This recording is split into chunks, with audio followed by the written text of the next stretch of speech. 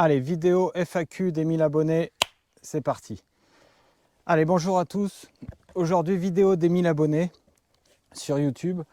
1000 abonnés sur YouTube, c'est pas que symbolique. En fait, 1000 abonnés, quand on a 1000 abonnés sur YouTube, ça fait partie des 2 critères pour pouvoir monétiser une vidéo.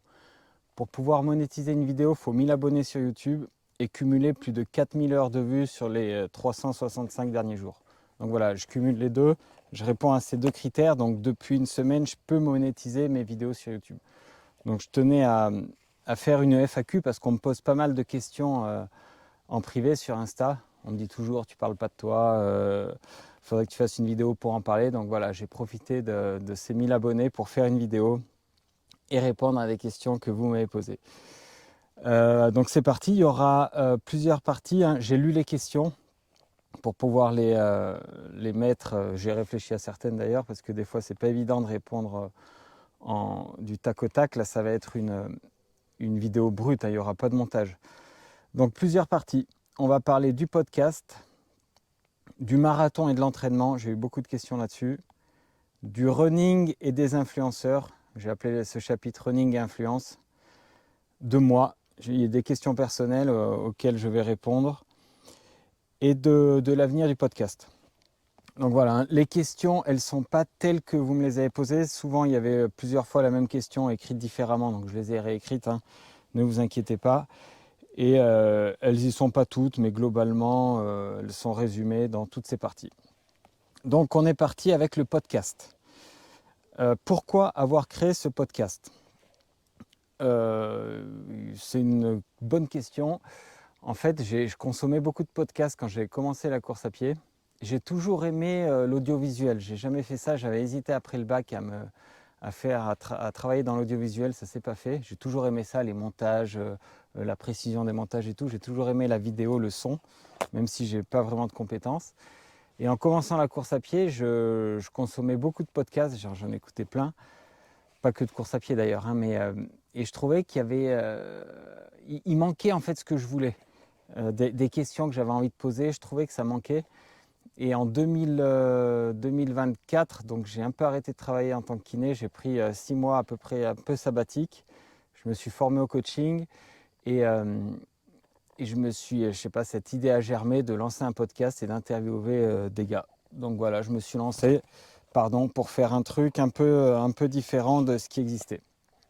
C'est la seule raison et j'ai commencé avec Julien Rabaca, je tenais à ce que ce soit lui. Au début, je pensais faire que des athlètes assez locaux. Dans la région de Clermont, il y a beaucoup d'athlètes, sauf qu'au final, ça a plutôt grandi et ça s'est nationalisé. Mais voilà, en gros, c'était pour répondre, je pense, à un manque de l'offre du paysage podcastique. En gros, comment prépares-tu les interviews ? Alors ça, c'est marrant cette question parce que la plupart du temps, je ne les prépare pas, mais alors pas du tout. Et même des fois, il y a des invités qui sont là, qui sont presque déstabilisés parce que j'arrive, je pose mon micro, clac, clac, et on me dit, mais t'as pas de questions, t'as pas de papier. Je dis, non, t'inquiète pas, j'ai deux, trois questions en tête, mais rien de plus et tout. Et des fois, j'arrive vraiment au dernier moment. Je me rappelle de l'interview avec Fabien Palco. On était en vacances à Annecy avec ma copine, mes enfants. Je sais pas, peut-être 1 heure avant l'interview, je regarde l'heure, je dis putain, mais mince, faut que je me bouge un peu. J'interviewe Fabien Palco là dans moins d'1 heure. On n'avait rien préparé, il fallait aller chercher le matériel à l'hôtel et tout, et je n'avais pas préparé une question. On a trouvé un coin, j'ai posé la caméra, j'ai branché les micros et c'était parti, quoi. Et souvent les gens sont déstabilisés au début parfois. Et à la fin de l'interview, ils me disent putain, mais c'est vrai que c'est cool ce système de discussion, il n'y a pas de questions. Alors, au final, ils aiment bien, mais au début, ça les intrigue un peu. Et des fois, on ne me croit pas quand je dis que je prépare pas de questions, mais vraiment, je prépare rien du tout. Après, ça dépend. Il y a eu certaines interviews, je me rappelle de Paula Radcliffe, où j'avais écrit des questions. Mes 10 frères, j'avais écrit des questions quand j'ai des trucs bien précis à poser. Mais généralement, je ne les prépare pas. Voilà, j'ai une question en allant sur le lieu de rendez-vous, j'ai une question d'approche qui germe, et donc j'ai la première question en tête et après terminé. Quel commentaire t'a le plus marqué ? Je reçois pas mal de commentaires qui me disent que justement c'est un podcast qui est différent, que souvent les podcasts, les principaux podcasts tournent en rond, et moi on me dit souvent que que c'est un podcast différent où je vais chercher un peu plus loin, où c'est un peu plus profond, et c'est ça d'ailleurs que je trouvais qui manquait quand j'ai créé le podcast, un peu plus profond, donc qui reprend pas les choses que tout le monde reprend. Je pense que j'ai vraiment une identité en fait. On aime ou on n'aime pas, mais je pense que j'ai vraiment une singularité en fait dans l'approche. Déjà peut-être parce que je suis pas journaliste, vraiment de métier, et donc ça me fait plaisir quand on me dit que c'est quelque chose de différent, et souvent on me dit que c'est ce qui se fait un peu de mieux en running. Alors je sais pas si c'est vrai, mais ça me fait plaisir quand je reçois ce genre de commentaires et qu'on me dit que je suis bienveillant dans les interviews. Je pense que c'est vrai. J'interviewe pas des gens que j'ai pas envie d'interviewer parce que je pense que je serais pas le même. Ça m'est arrivé des fois où on me proposait des gens, mais je les sentais pas. Je sentais que le courant n'allait pas passer. Donc dans ce cas-là, je préfère ne pas interviewer les gens, même si c'est des gens qui pourraient rapporter des vues, comme on dit. Mais je sais que je ne serai pas moi-même, donc ça ne m'intéresse pas. Et je pense que c'est ça, faire un peu à ma sauce, un peu différemment des autres, sans le vouloir d'ailleurs. Hein. C'est juste que je suis comme ça, que j'aborde les podcasts comme ça, et avec bienveillance. Je pense que ça, c'est vrai. Quel est l'invité que tu rêves de recevoir? Ça, je l'avais dit déjà. Alors, il y en a plusieurs. Il y a Vincent Louis. Vincent Louis que j'aimerais beaucoup. Ça devrait plus ou moins se faire. Il y a Thibaut Pinot. Alors, Thibaut Pinot, j'adorais. Il est dur à contacter, le cycliste. J'aimerais beaucoup avoir Thibaut Pinot pour parler vraiment de tout et de rien, de son supporterisme du PSG, de sa carrière, de sa vision d'aujourd'hui. Ce gars, il m'a fait rêver. Il m'a fait rêver autant qu'il m'a déçu, donc j'adore l'ascenseur émotionnel qu'il a créé chez beaucoup de gens, je pense. J'ai vu, là, je rentre juste de Tignes, on est le dimanche 19 juillet, je rentre juste de Tignes, c'est vrai qu'il y a Pauline Ferrand-Prévot que j'ai croisée. J'aimerais beaucoup, je pense que c'est une des plus grandes athlètes françaises de l'histoire. Pauline, j'aimerais beaucoup. Il y avait Mehdi Frère. Mehdi Frère, c'est quelqu'un que j'ai pu faire au final, et c'est vraiment quelqu'un que je voulais. Et je regrette pas, c'est un gars super. Et un gars pour sortir du monde de l'athlète, il y a Gaël Monfils que j'aimerais beaucoup. En fait, j'adore les histoires de retraités du sport. Je trouve que c'est hyper intéressant. Les gars se libèrent. On en voit beaucoup dans le podcast de foot Campo, où les gars, une fois à la retraite, racontent plein d'anecdotes. Je trouve que c'est trop bien. Et je pense que Gaël Monfils, ce serait un bon client pour ça. Et j'adore sa personnalité. Pareil, sa carrière faite hyper contrastée. J'adore ça. Donc voilà. Vincent Louis, Mehdi Frère que j'ai pu avoir, Thibaut Pinot, Gaël Monfils et Pauline Ferrand-Prévot. Voilà les 5 que j'aimerais avoir. Après, j'arrête tout. Qui aimerais-tu recevoir une deuxième fois? Elle est marrante cette question. Celui que j'aimerais bien recevoir une deuxième fois, c'est... en fait, j'aimerais bien, je l'ai eu en podcast et j'aimerais bien l'avoir dans un talk à parler un peu de tout et de rien, c'est Farouk Madassi. Je pense que dans un talk avec Farouk, on rigolerait bien. Et donc ouais, si je pouvais en avoir une deuxième fois, je lui proposerais, j'attends un peu de laisser un peu d'espace entre deux, mais Farouk Madassi dans un talk où on parle de tout sauf d'athlète, je pense que ça pourrait être bien. Qui t'a le plus impressionné? Alors cette question aussi, on me l'a beaucoup posée. Alors, ça, c'est sans hésiter, c'est Clémence Calvin. C'est quelque chose que je ne peux pas expliquer dans son approche, dans la manière dont elle parlait de l'athlète. Elle dégageait en fait un état d'esprit vraiment de championne. En fait, j'ai du mal à l'expliquer. Elle était sûre d'elle, mais sans être dogmatique. Elle dégageait un truc, en fait, une connaissance de l'athlète et un état d'esprit de championne que j'ai trouvé assez unique. Donc je dirais vraiment Clémence Calvin. J'ai ressenti ça un tout petit peu aussi à moindre échelle chez Clara Entresangles. Je trouve que c'était un peu similaire, leur approche d'athlète. Mais ouais, Clémence Calvin, elle m'a marqué, je trouve. Elle a vraiment un état d'esprit de championne. J'ai beaucoup aimé parler avec elle, on échange encore et j'aime bien cette fille. Quelle est ma plus grande fierté depuis le début du podcast? Ça, je crois que c'est Emma Baird qui m'a posé cette question. La plus grande fierté depuis le début du podcast, en fait, je reçois aussi des messages d'athlètes pros, alors des mecs que j'aurais plus ou moins aussi rêvé d'interviewer, qui m'envoient des messages, tes podcasts sont trop bien, quand est-ce que tu sors le prochain, j'ai tout poncé et tout, et ça me surprend parce que d'un côté, je suis hyper content. Au début, j'étais surpris. Maintenant, je le suis un peu moins parce qu'il y en a de plus en plus. Mais ça me rend assez fier, même si tous les messages positifs me font plaisir. Mais je pense que j'ai réussi quelque chose en ayant réussi à atteindre, en fait, sans le vouloir, des athlètes pros. Donc ça me fait plaisir. Si je pouvais interviewer des jeunes, alors ça aussi, on me le demande. On me dit souvent que je pose, j'ai pas l'impression, alors que je pose des questions piquantes un peu. Je sais plus qui m'a dit ça, on m'a dit plusieurs fois. Et j'ai pas l'impression de poser des questions piquantes, mais ça, des questions un peu profondes. Et les jeunes, c'est un peu délicat, justement parce que je pense que je pose des questions un peu plus profondes. Les jeunes, déjà, ils peuvent être un peu impressionnés par une interview, déjà, s'ils n'en ont pas fait beaucoup. Et les questions un peu profondes, c'est vrai que si on dit quelque chose à 16 ans, on ne va pas forcément le penser à 25 ans. Je trouve que c'est délicat d'interviewer des jeunes, donc j'hésite à chaque fois. Au début, je voulais en faire, et avec le temps, je me dis que c'est peut-être pas, en fait, c'est peut-être pas fait pour moi. En fait, j'ai peur de mettre les jeunes mal à l'aise. Donc je sais pas.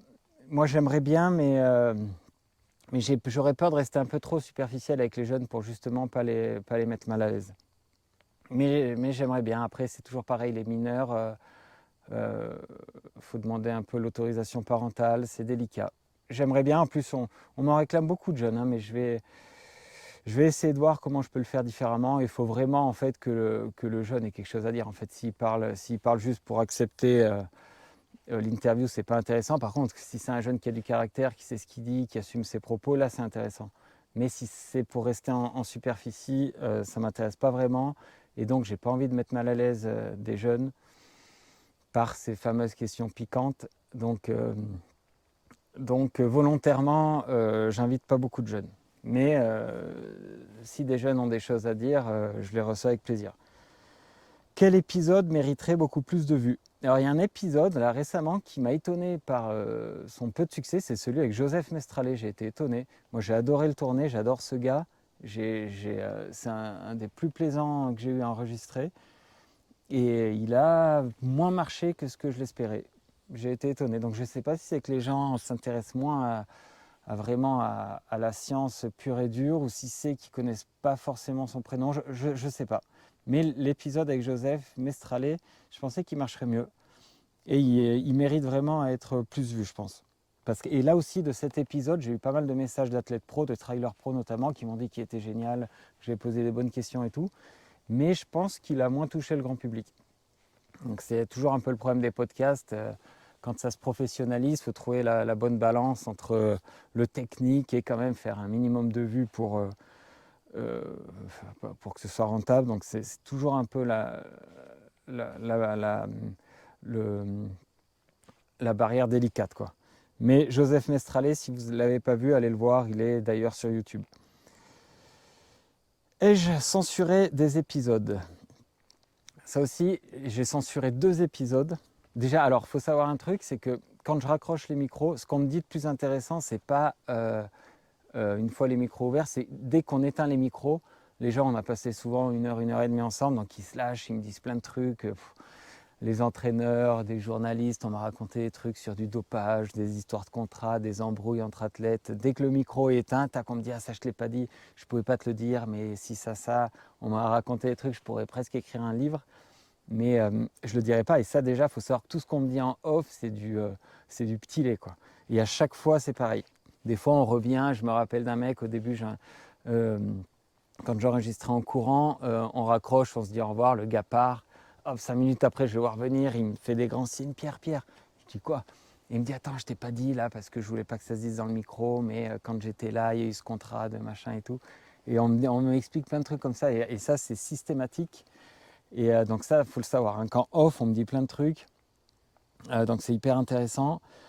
Et des trucs que vous n'imaginez même pas, que j'imaginais même pas moi-même. Donc ça, après des épisodes purs et durs censurés, donc je reviens à la question initiale, il y en a eu 2. Il y en a eu une avec une personne qui m'avait dit, en gros, qui avait dit plus ou moins que pour cette personne, en fait, le bicarb était un produit dopant. Enfin, dans son esprit, c'était plus ou moins un produit dopant. On parlait de bicarb et tout. donc moi, c'était pas du tout le thème du podcast, mais bien sûr j'entends ça, donc je m'engouffre dans la brèche. On parle un peu de ça et tout. C'est vrai qu'il y avait assez peu d'arguments pour étayer ce propos.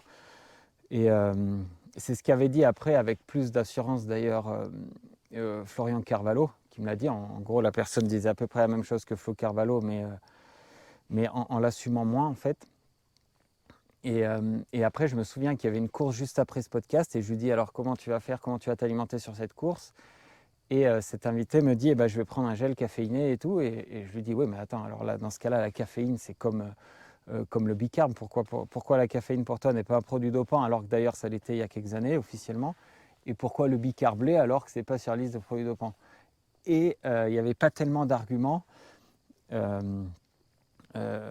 pour étayer ses propos. Donc après, quelques jours après, cette personne m'écrit et me dit ouais, je suis un peu mal à l'aise, j'ai pas trop quoi dire, je m'attendais pas à ces questions, etc.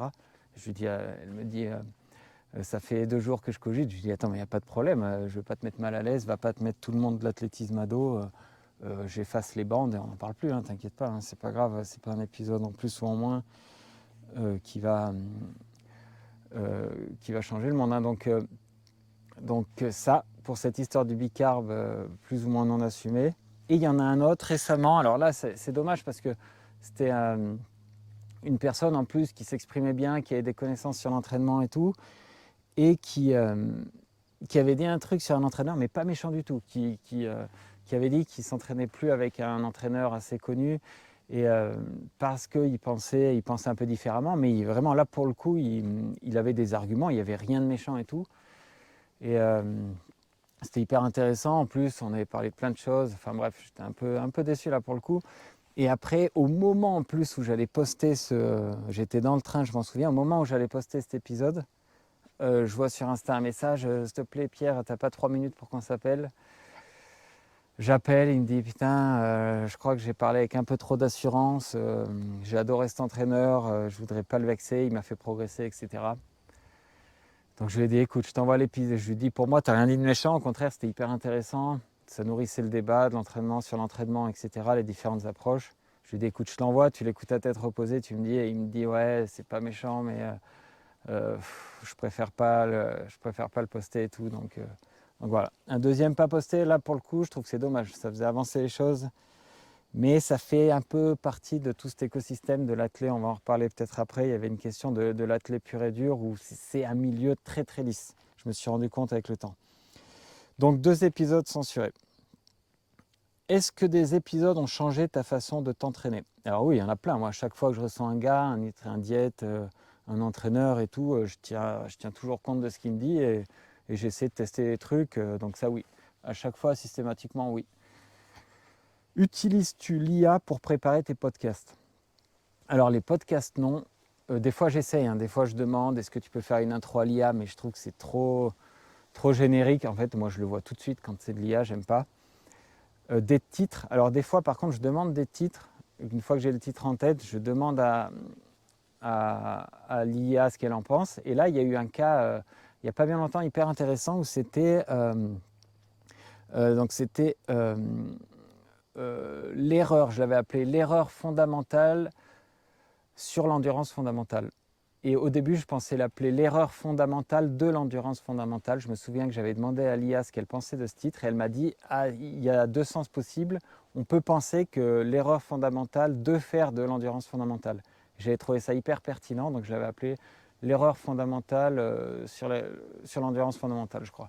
Et donc ce petit pronom, en fait, avait tout changé et grâce à l'IA. Par contre, l'IA, je l'utilise quand j'ai fait 2-3 shorts Instagram. J'écris les scripts, je les envoie à l'IA. Et là, il est intéressant parce que l'IA, elle te dit non, cette phrase est trop longue, tu vas perdre sur Instagram, les gars, en 3 secondes d'attention, je sais pas quoi, tu vas perdre l'attention des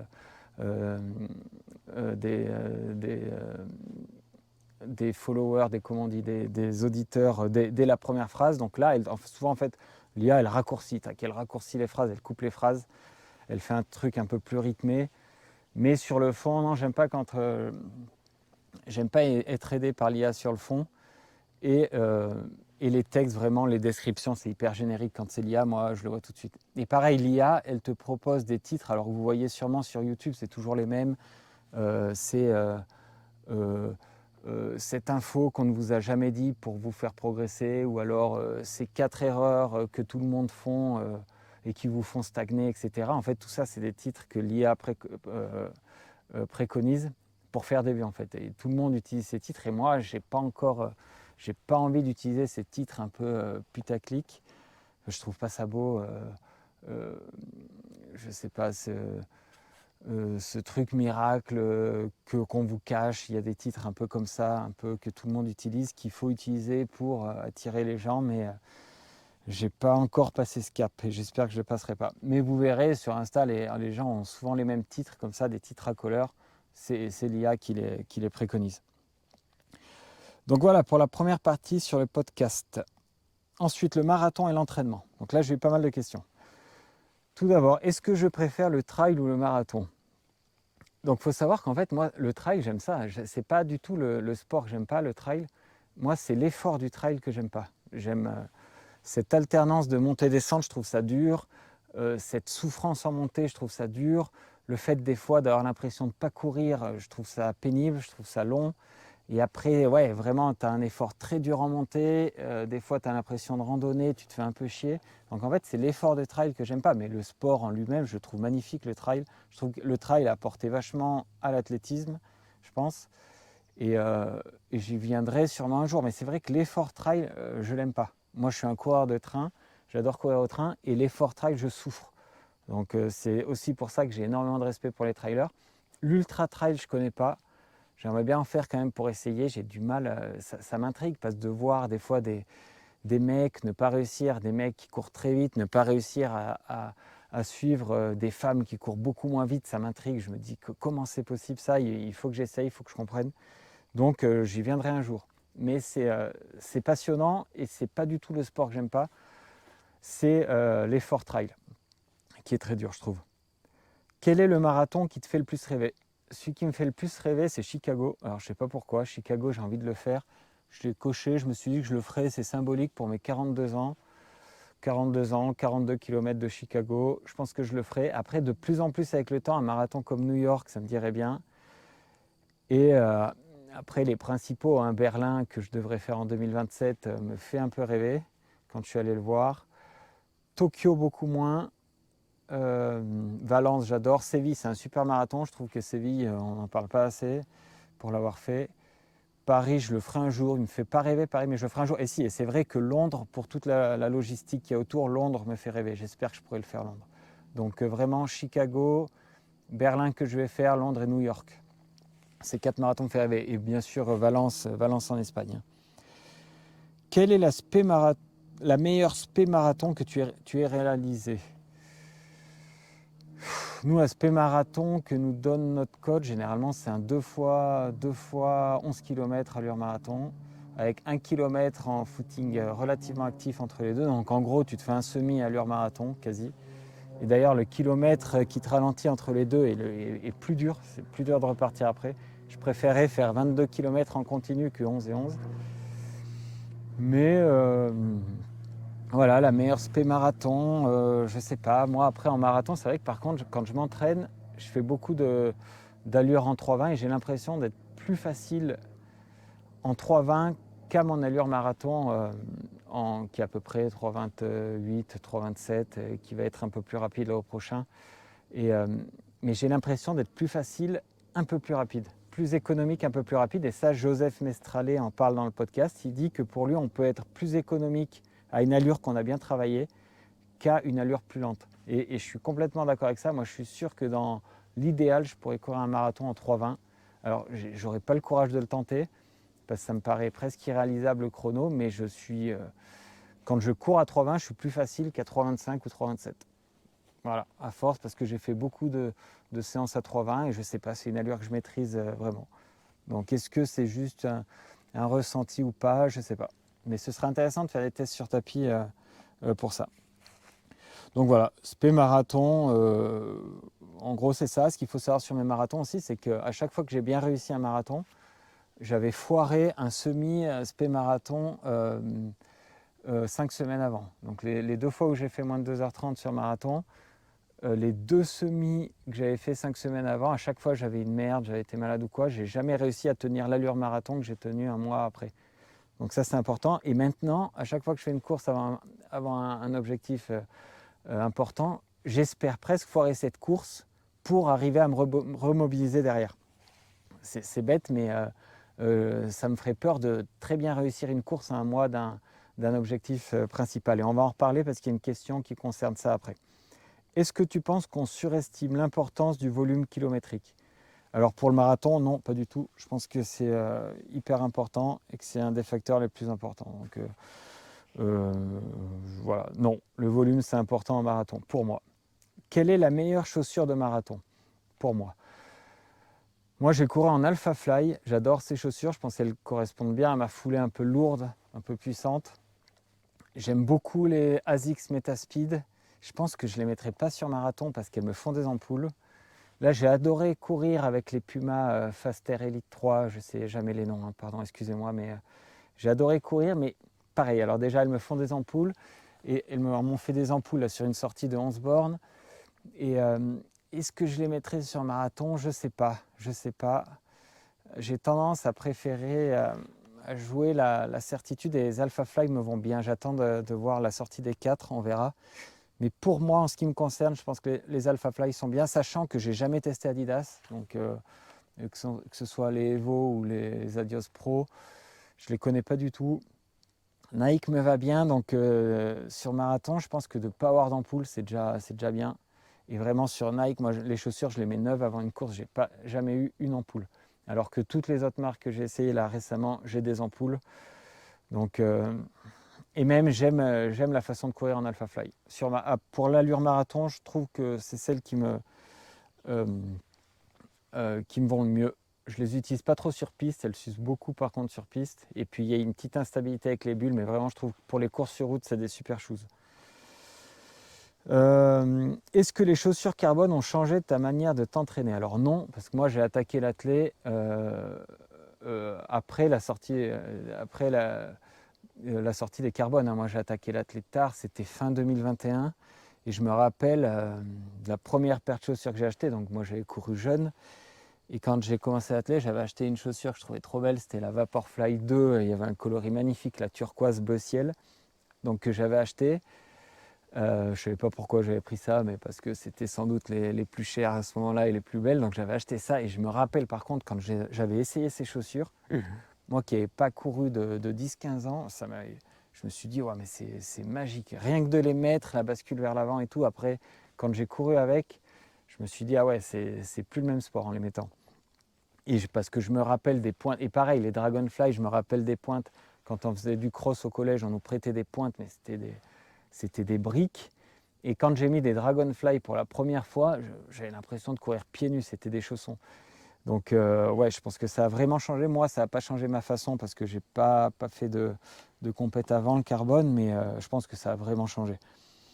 Test lactate, gadget ou pas? Ah non, alors je pense que c'est pas du tout un gadget, qu'il faudrait que ça se démocratise pour les athlètes sub-élite. Le seul truc, c'est que c'est coûteux. Et c'est quand même une logistique, moi, pour en utiliser. Alors, moi, en plus, qui suis un peu tête en l'air, à chaque fois, soit j'oubliais les languettes, soit j'oubliais un truc, le pic-doigt, ou j'en prenais un vieux. Enfin, je me suis toujours. Il me manquait toujours un truc. Donc, à chaque fois que j'ai voulu faire un test lactate, là, quand je préparais un semi, ça le faisait jamais. Donc, c'est quand même un peu d'organisation. C'est un petit savoir-faire, parce qu'au début, tu en foires beaucoup. Mais là, pour la prépa marathon, je vais essayer de l'utiliser beaucoup. Je crois que j'ai dit languettes, c'est des bandelettes, hein, bien sûr, les bandelettes. Mais c'est pas du tout gadget et je pense que c'est intéressant. Je ferai un podcast là-dessus d'ailleurs. Quelle est la plus grosse erreur des amateurs? Alors pour moi, la plus grosse erreur des amateurs, moi qui coach un peu et des gens très amateurs, c'est de toujours être sur la montre. Des fois, je cours avec des gens où on a, je sais pas, 15 fois 30-30 et je les vois faire des laps alors que moi j'ai programmé la montre sur la séance sur ma montre et c'est moi qui les guide entièrement. Je leur dis top, je donne le start, je donne le stop, etc. Elles ont juste à suivre. Et je les vois en train de s'emmerder à essayer de faire des laps manuels. Mais je leur dis, mais à quoi ça sert? Tu vas pas regarder la séance après sur des 30-30. tu es en reprise, tu n'as pas couru d'un mois, qu'est-ce que tu en as à foutre si tu les tournes en 4,0, en 4,04 ou en 3,55 quoi. Donc ça sert à rien. Donc toujours vouloir faire des laps, des trucs, programmer, je trouve que c'est vraiment le problème. Des fois, je cours avec des gens, ils regardent la montre, hop, toutes les 30 secondes sur piste. Même pas, non, mais je dis 30 secondes, c'est toutes les 10 secondes. Mais je dis, mais arrête de regarder la montre, cours. Prendre des points de repère, regarde des trucs, mais arrête de regarder la montre, de vouloir faire des laps, ça sert à rien. Donc ça, je pense que c'est la grosse erreur des amateurs, c'est vraiment d'être allé trop loin dans ce côté connecté et virtuel, je pense. C'est mon avis. À l'inverse de beaucoup, on entend beaucoup que c'est souvent de courir trop vite, je pense pas. Je pense que même souvent, les gens courent trop lentement, moi. Mais peut-être gèrent mal leur effort sur les séances, mais je trouve que sur les footings, je vois des gens qui courent trop lentement, ça sert à rien. Alors qu'on entend beaucoup que les gens courent trop vite, je suis pas d'accord avec ça. Mais c'est d'être hyper connecté par contre. L'erreur la plus fréquente chez les marathoniens performants. Alors là pour moi, c'est vraiment, et ça aussi dans le podcast qui avait été censuré, c'est dommage parce qu'on en parlait, c'est vraiment chez des gens hyper performants. Et j'en parlais, je crois, avec Jérémy Cabadet, c'est la logistique. Donc des gens qui peuvent courir un marathon presque en 2,10, 2,12, qui ne savent pas ce qu'ils vont manger la veille, qui ont à peine un plan nutrition sur le marathon, ou qui le font la veille ou le matin même. Je trouve ça hallucinant. Je me rappelle de mes 10 frères aussi qui avaient tenté un marathon il y a 3-4 ans et qui avaient essayé les gels pour la première fois. J'ai trouvé ça fou, alors qu'ils s'attaquaient presque au record de France à l'époque. Donc c'est vraiment ça, vraiment toute la logistique.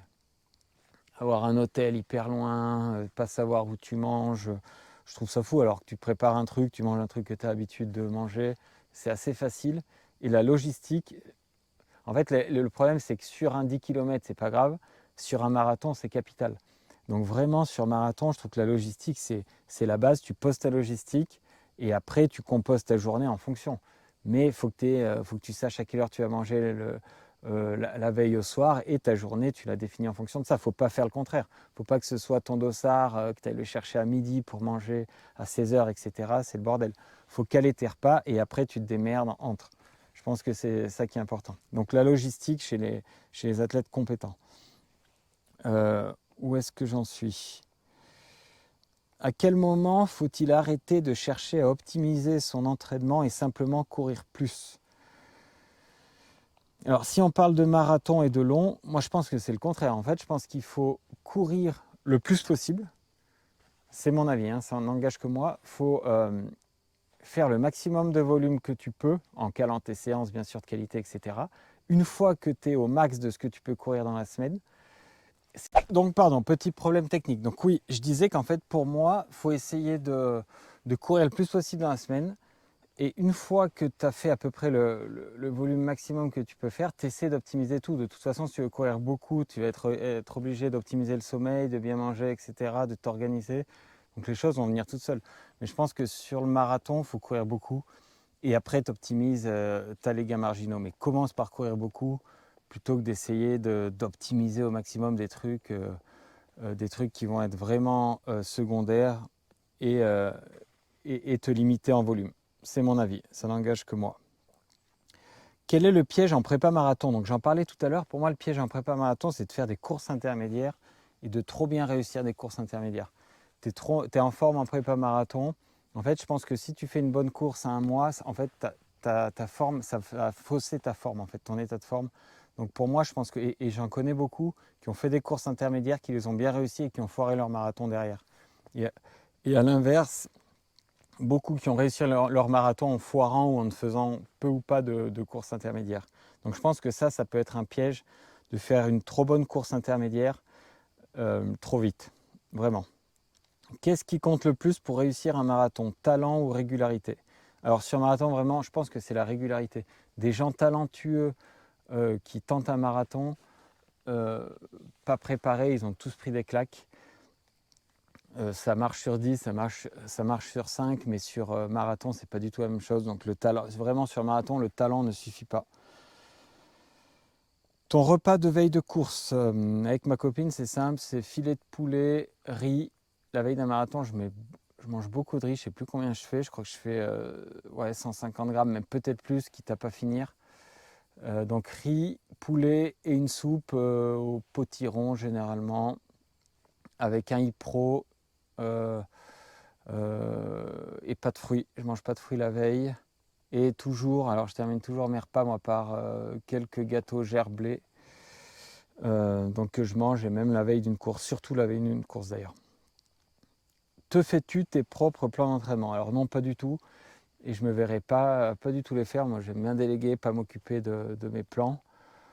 Voilà, je pense que c'est compliqué de s'entraîner soi-même et ouais, j'aurais du mal à le faire. Ton avis sur les gobelets sur marathon? C'est un sujet compliqué.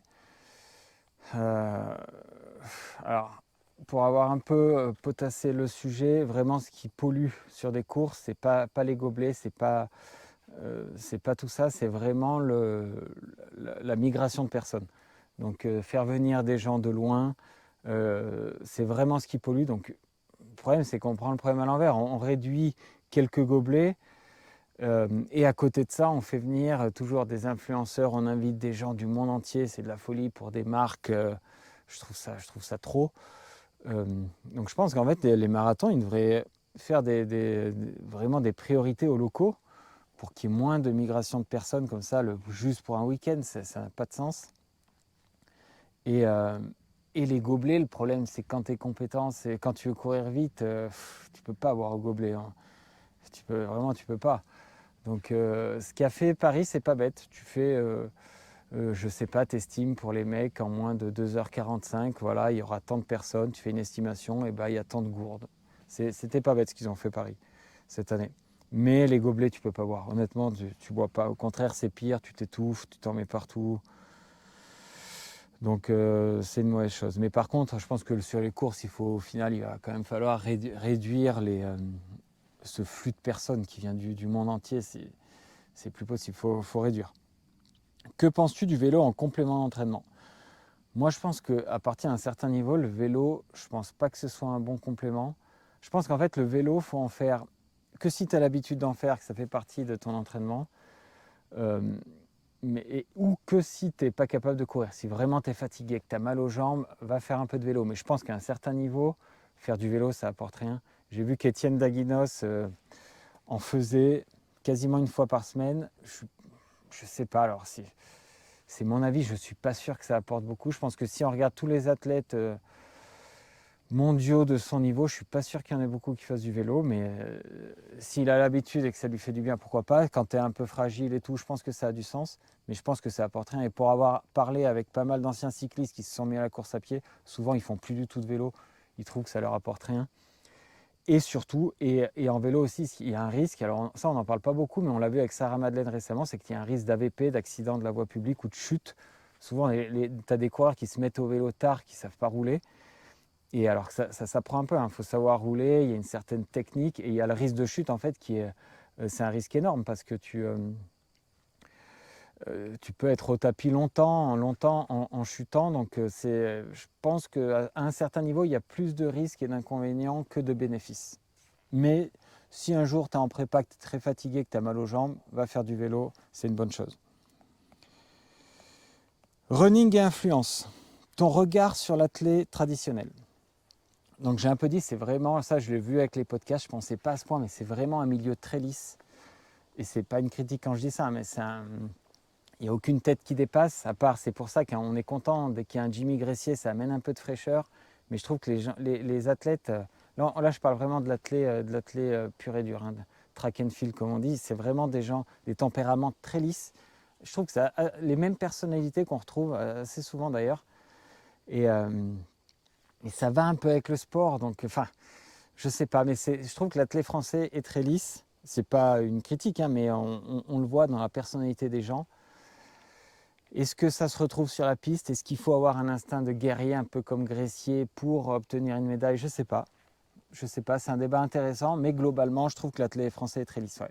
Et ça pareil, tout ce qu'on me dit en off, les gens de l'industrie, les journalistes, les gens des marques me le disent souvent. Ils me disent, le problème c'est qu'il y a des athlètes, des très bons athlètes qui se plaignent d'être moins dotés, d'être moins payés que certains influenceurs, mais le problème c'est qu'ils ne font pas les tafs médiatiques, ils ne font pas le taf sur les réseaux, etc. Donc c'est compliqué.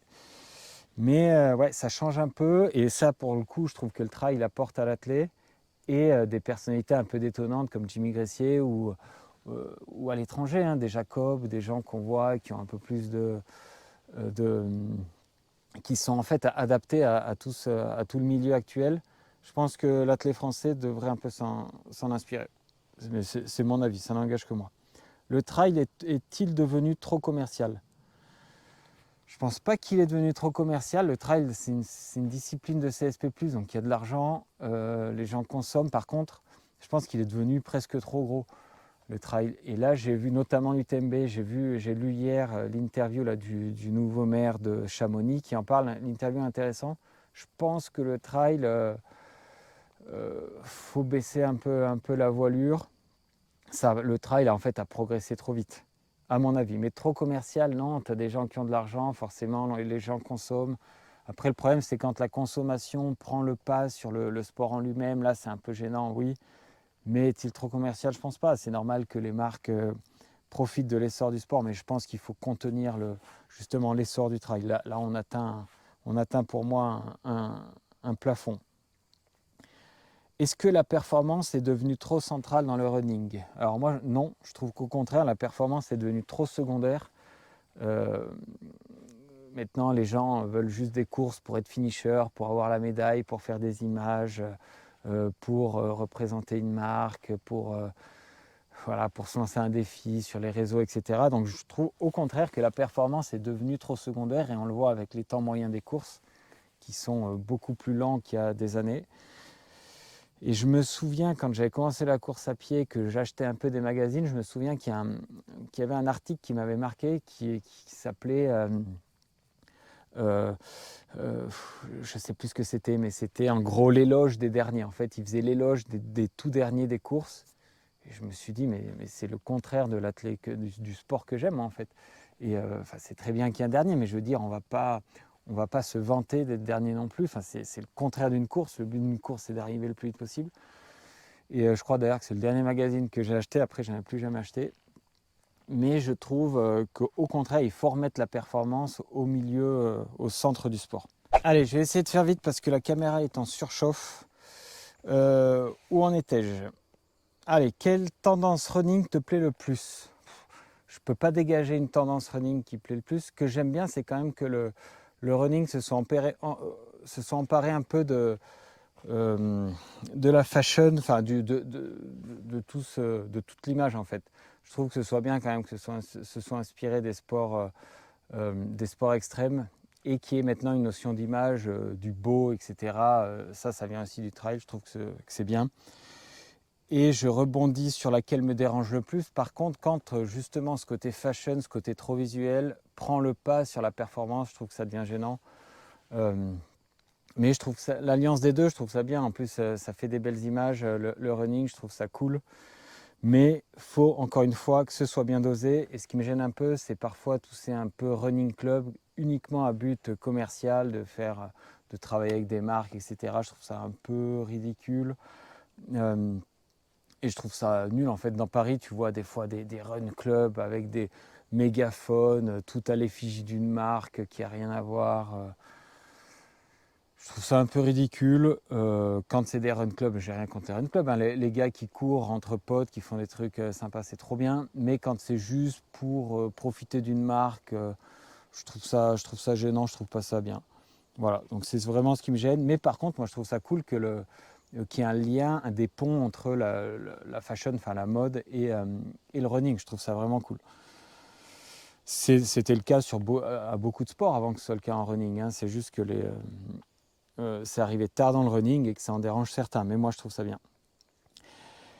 Quelle est la collaboration commerciale que tu rêverais de faire? Alors ça, j'en avais parlé. Ça, il y en a une vraiment que je rêverais, c'est Red Bull. Parce que je viens des sports extrêmes, notamment du VTT de descente, et que Red Bull, ouais, j'adore. Même si j'en bois jamais, mais c'est trop cool d'être sponsor Red Bull. Donc vraiment Red Bull, et après un équipementier, ce serait Nike quand même. J'aimerais bien pouvoir faire des opérations avec Nike. Je trouve ça bien. Donc vraiment les 2 collabs que je rêverais de faire, Red Bull et Nike, sans hésiter. Quel est en athlée l'achat le plus inutile? Eh ben, on a couru ce matin avec ma copine, on en parlait, on a vu un mec devant nous avec un sac d'hydratation. Et tous les gens qui ont des sacs d'hydratation pour faire des footings, en fait, devraient essayer de courir sans. Et je dis ça sans mépris aucun. Mais vraiment, les sacs d'hydratation, ça devrait être réservé aux gens qui font du très long, de l'ultra et tout. En fait, cours avec une flasque dans la main sans sac d'hydratation, mais tu seras 1000 fois mieux. Je pense que le sac d'hydratation, euh, on pourrait largement s'en passer, la plupart des gens. Quel est ton avis sur les lunettes, les bandes nasales, les manchons de compression? Je fais vite parce que la caméra va fondre. Les lunettes, c'est important. Moi, ça me fatigue vraiment quand je lutte contre le soleil. Le problème des lunettes, c'est qu'une fois après, avec la transpiration, je lutte contre la barrière de transpiration, je ne vois plus rien. Donc à chaque fois, sur marathon, j'hésite à en mettre parce que j'ai pas envie d'avoir le soleil dans les yeux, mais j'ai pas envie d'être gêné par la transpiration sur les lunettes. Et les lunettes, c'est pas le truc que tu peux jeter. C'est pas à usage unique, donc ça fait chier de se débarrasser d'une paire à 200 euros. Donc voilà, les lunettes, c'est pas que pour les styles. Les bandes nasales, ça sert à rien. Tu peux avoir le sentiment de mieux respirer. Ça peut avoir juste un intérêt si tu as les narines prises. Mais si tu as les narines prises, tu feras pas de perf, donc ça sert à rien. Donc les bandes nasales, ça sert à rien. Les manches en compression, pendant la course, j'ai pas tellement d'avis. Si tu as un peu des pathologies de type périostite et tout, ça peut limiter les vibrations, je sais pas. Par contre, les chaussettes de compression, j'en mets beaucoup moins en récup. Ouais. Et pendant les trajets, c'est important.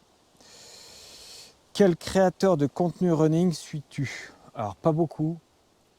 J'avais rencontré, il y en a un, si, là pour faire un vlog, j'ai quand même regardé 2-3 mecs.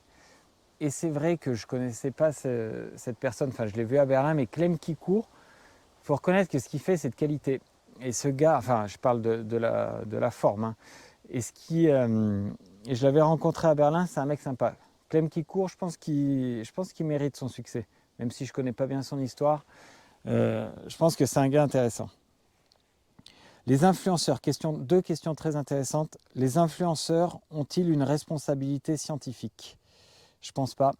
Je pense qu'il y a beaucoup de conneries qui sont dites et que les influenceurs, et que c'est en fait aux gens qui écoutent de ne pas...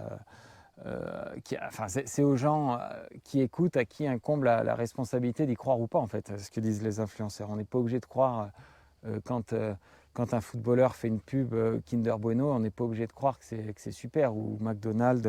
C'est à nous de prendre de la hauteur et de douter de tout ce qu'on entend. Faut-il être performant pour être crédible quand on parle de course à pied? Donc ça, c'est une deuxième question hyper intéressante. Il y a quelques années, il y avait eu ce débat avec une ministre de la Santé belge, je me rappelle, qui était en obésité morbide.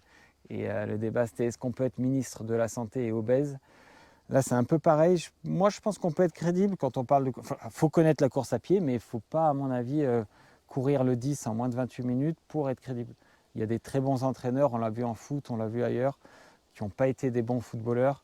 Et à l'inverse, il y a eu des très bons footballeurs qui n'ont pas été de bons entraîneurs ou qui ne sont pas de bons consultants, etc. Donc je pense que oui.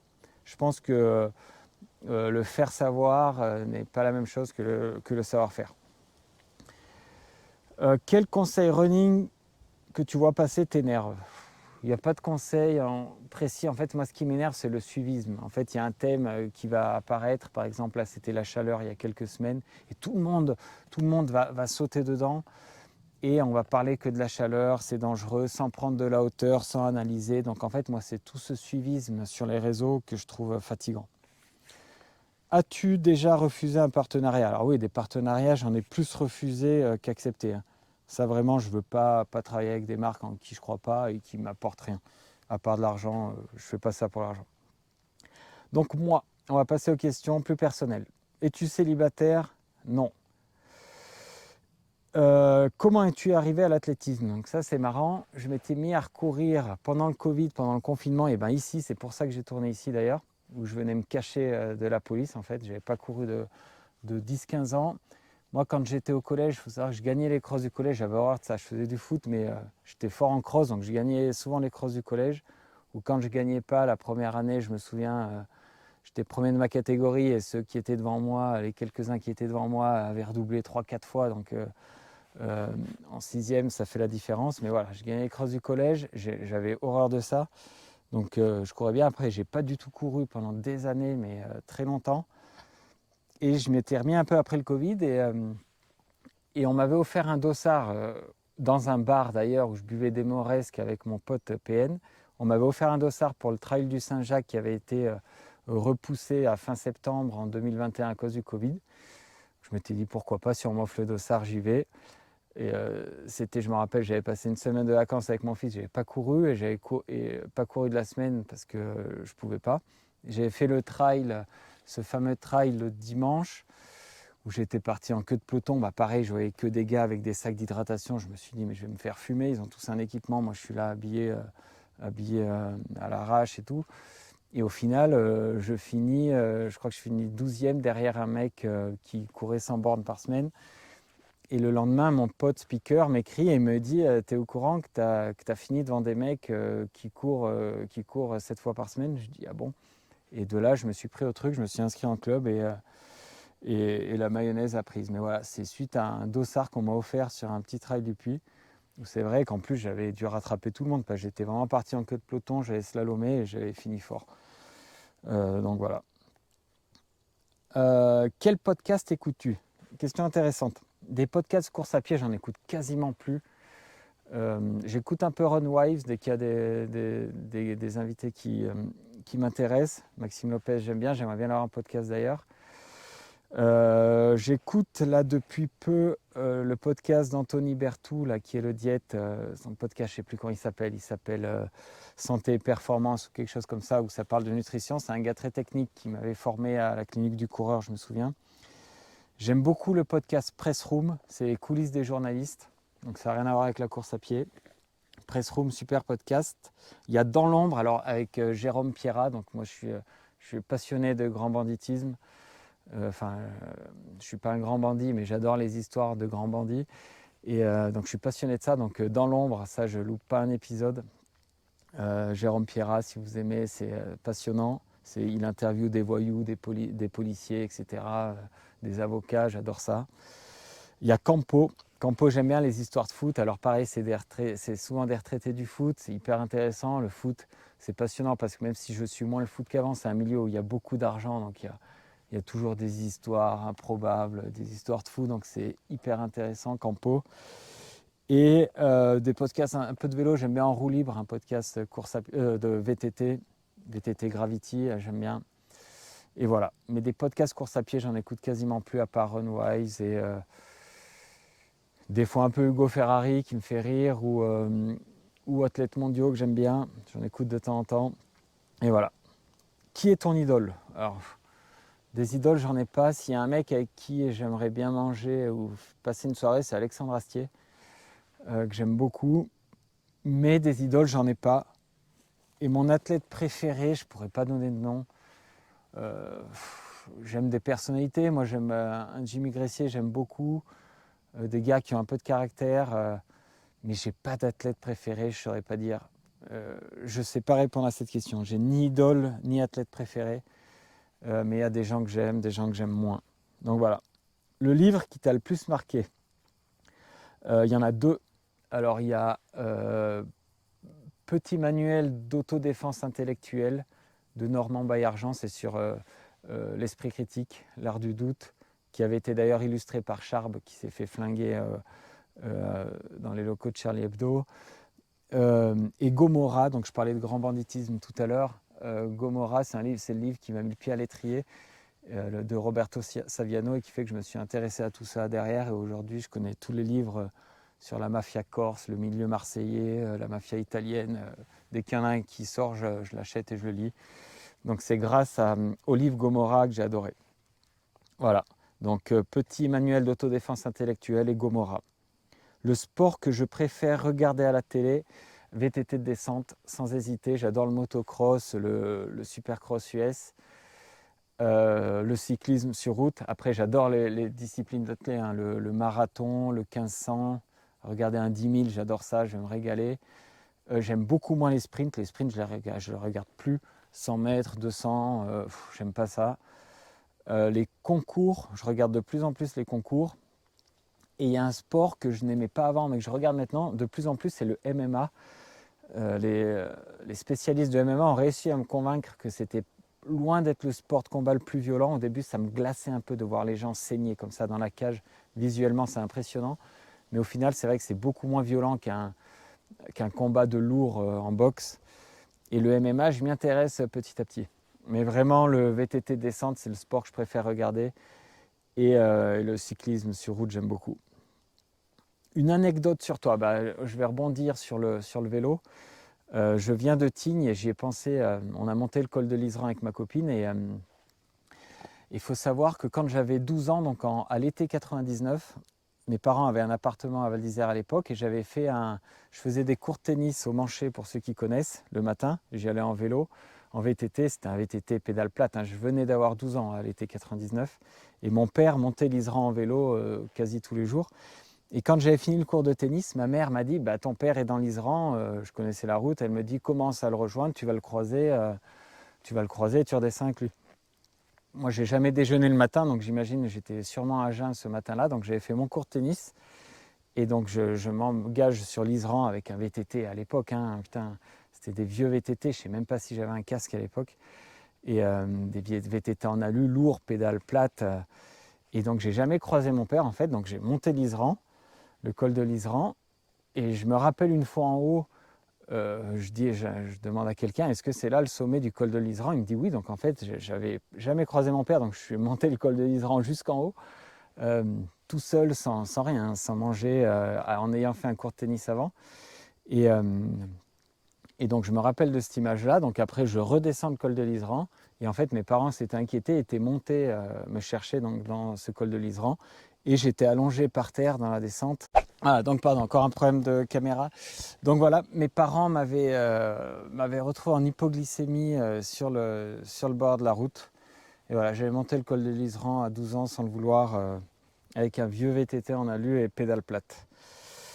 L'avenir. Quels sont les projets à venir du podcast? Je vais faire un peu de vlog, j'ai bien aimé là, faire ce vlog à Tignes justement.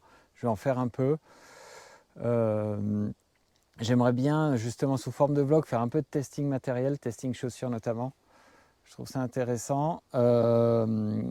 Et voilà, après, structurer un peu là à l'automne, justement, je vais préparer le marathon de Valence, donc je vais structurer un peu les interviews, faire des vidéos régulières sur YouTube et continuer en fait dans la même veine, avec des athlètes locaux, des athlètes nationaux, voire internationaux. Et voilà, mais faire un peu plus de vidéos régulières et du testing, parler un peu matériel, ça j'aimerais bien, et sous forme de vlog. Donc j'espère que ça va vous plaire. Les futurs projets sportifs, donc marathon de Valence en décembre. Normalement, je ferai le semi de Valence fin octobre. Je vais faire moins de courses, justement, pour ne pas participer de cette frénésie des dossards. Avec le temps, ça me gêne de plus en plus et je ne me vois pas, je ne vais pas critiquer ces courses énormes pour participer au truc. Donc faire moins de courses qu'avant et bien les sélectionner. Donc semi de Valence, marathon de Valence. Je vais essayer, ça me tente un peu de faire un trail long. Donc ça va être un format 100K UTMB, donc je ne pense pas que ce soit un ultra au sens littéral du terme. Donc un trail long, voire un petit ultra, enfin je ne sais pas comment on dit. J'aimerais bien, j'ai envie d'essayer. J'en ferai un, je pense, en juin. Ça risque d'être le trail du Saint-Jacques. Et donc entre janvier et juin, je vais bricoler un peu, je vais voir. Est-ce que je préparais un bon 10 km quand même? J'aimerais bien un vrai 10 km, j'en ai pas vraiment préparé à fond. Donc peut-être préparer un 10 km et bien choisir une course intermédiaire avant ce trail. Et voilà, mes marathons de Valence. Et par contre, donc après le trail du Saint-Jacques qui généralement est le mi-juin, là je couperai un petit peu et j'embrayerai sur la prépa du marathon de Berlin, donc plein été où là j'irai en stage à Font-Romeu, c'est prévu. Donc marathon de Valence fin d'année, un trail long au mois de juin, je ne sais pas ce que je ferai entre temps, et marathon de Berlin 2027. Et tout ça, c'est s'il n'y a pas de blessures et de fractures de fatigue, comme ça arrive régulièrement. Donc voilà, j'espère que cette FAQ vous a plu, qu'on se reverra sur YouTube ou sur les courses, parce que ça me fait plaisir de vous voir, on me reconnaît de plus en plus, donc c'est cool qu'on vienne me voir. Et je vous remercie tous et à bientôt. Bonne fin d'été. Born Podcast.